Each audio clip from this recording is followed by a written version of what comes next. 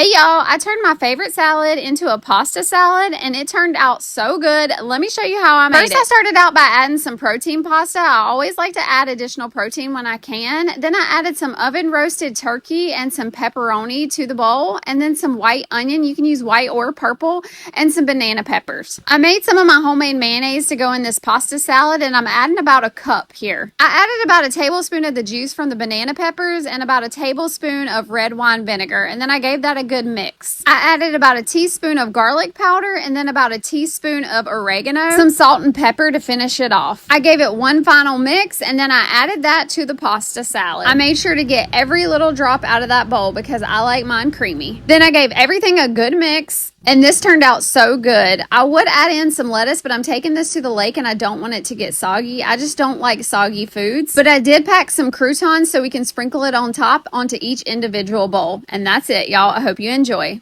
Hey y'all, tonight we're making the best macaroni salad around. I've never seen anybody make it like this, but I promise you if you stick with me, you won't be disappointed and you'll have everybody coming back for more. First, you're going to start with the deluxe Kraft family size mac and cheese. You're going to need mayonnaise, milk, a bundle of green onions, and one red pepper. Then you're going to boil your noodles according to the directions on the box. Now let's get to cutting those veggies. I'm going to start with my red pepper and I'm going to make sure to de-seed this and I'm going to cut this into small pieces. You don't want large chunks of peppers in your macaroni salad, so make sure you cut these down to really small pieces. Once you have all your red pepper cut up, then add it into one large bowl and then get to chopping on those green onions. And we like a lot of green onions in ours, but this is totally a preference thing, so just chop up however much your family likes. And then add that to the same bowl you added the red pepper. At this point, your noodles should be done, so let's drain those noodles, and I always rinse my noodles with cold water since it's going into a cold dish.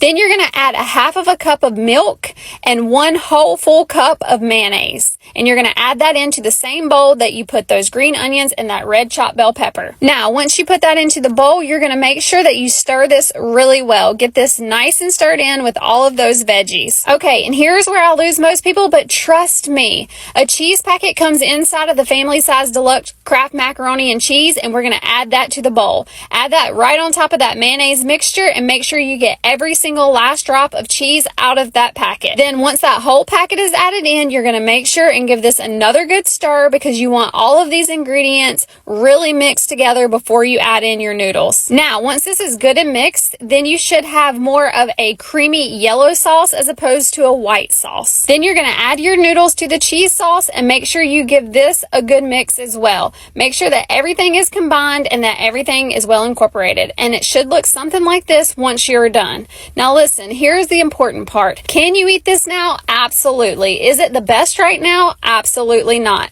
Stick this in the refrigerator for a few hours, but if you really want to impress people, make this the night before and I promise you all of those flavors will come together and everybody will be asking you for the recipe. I just stuck some saran wrap over my bowl and then I just put it in the refrigerator until the next day. And the next day it came together and it was so delicious. It never disappoints and it's always a fan favorite whenever I take it to any kind of event. Hey y'all, let's make an easy Italian pasta salad. First, you're going to start by cooking your pasta. I use protein pasta, and then you're going to chop up your veggies. I use one green bell pepper, a half of a red onion, and then a whole English cucumber.